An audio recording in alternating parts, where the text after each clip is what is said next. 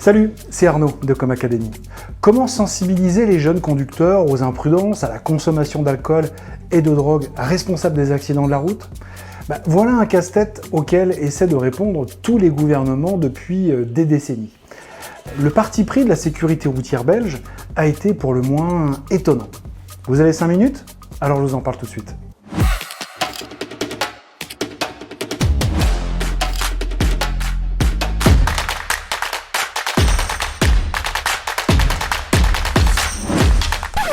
Ici, c'est chez moi. Tout ça, c'est à moi. C'est beau, hein? Avec la gueule que j'ai, tu te demandes comment ça se fait que j'ai autant de fric? Paris en ligne. Je parie sur les futurs accidents de la route. J'ai une spécialité. Les jeunes. Les jeunes qui roulent sous influence de la drogue, de l'alcool, peu importe du moment que ça pète. C'est glauque, hein? Ça me rapporte un maximum de fric. Merci Chloé. Merci Malik. Quand on est jeune ou moins jeune, il faut avouer que le discours de morale sur la prévention et la sécurité routière laisse souvent indifférent. Pas facile donc de trouver le bon angle d'attaque pour sensibiliser les jeunes. Les tonalités utilisées tournent souvent autour du dramatique, des images chocs, des atmosphères graves, oppressantes, bref, c'est un peu la déprime. Et vous allez le voir, dans cette campagne, les autorités belges ont décidé de frapper fort avec ce spot de prévention.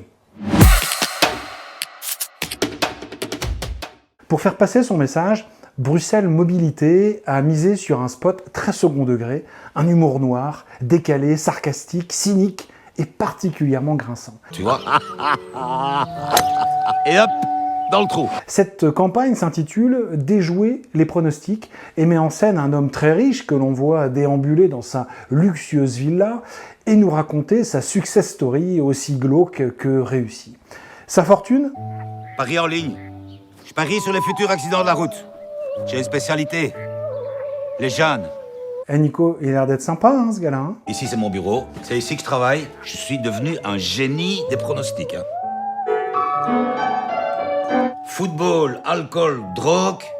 Normalement, ding-a-ling-a-ling, bingo. Il faut avouer que le gimmick créatif est particulièrement bien trouvé et hyper provocateur. Ce qui est aussi saisissant dans cette publicité, c'est le contraste. La beauté des lieux, le calme, le luxe, la volupté qui vient contraster avec le mauvais goût et le cynisme de ce personnage. La classe et l'élégance d'un côté, la vulgarité et l'ignominie de l'autre. C'est ça qui choque, pas la tôle froissée. Ce spot joue donc avec nos émotions.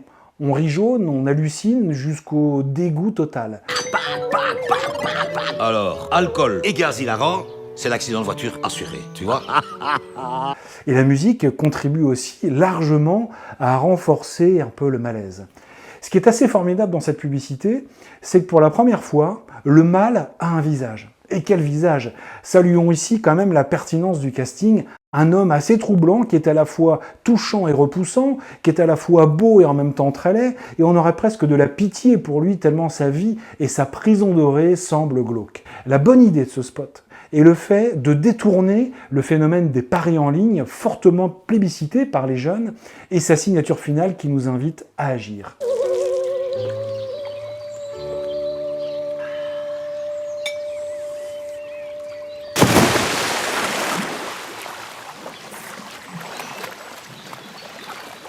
Maintenant que le mal a un visage et que les présentations ont été faites, il faut mobiliser les jeunes et les pousser à le combattre. Et c'est la signature qui va apporter la solution, l'arme ultime et unanime, déjouer les pronostics. En gros, si vous ne voulez pas gonfler les statistiques macabres, ne conduisez pas sous l'influence de l'alcool ou autre drogue. Vous remarquerez ici que l'objectif de sauver la vie des imprudents est complètement détourné, puisque le message nous invite surtout à arrêter d'enrichir cet odieux personnage. Malheureusement, il y a toujours des échecs, hein. Des petits malins qui restent dormir chez leurs copains, d'autres qui prennent le taxi. C'est les pognons qui s'envolent, hein. Malin est bien plus efficace qu'un message moralisateur. 3 points à retenir.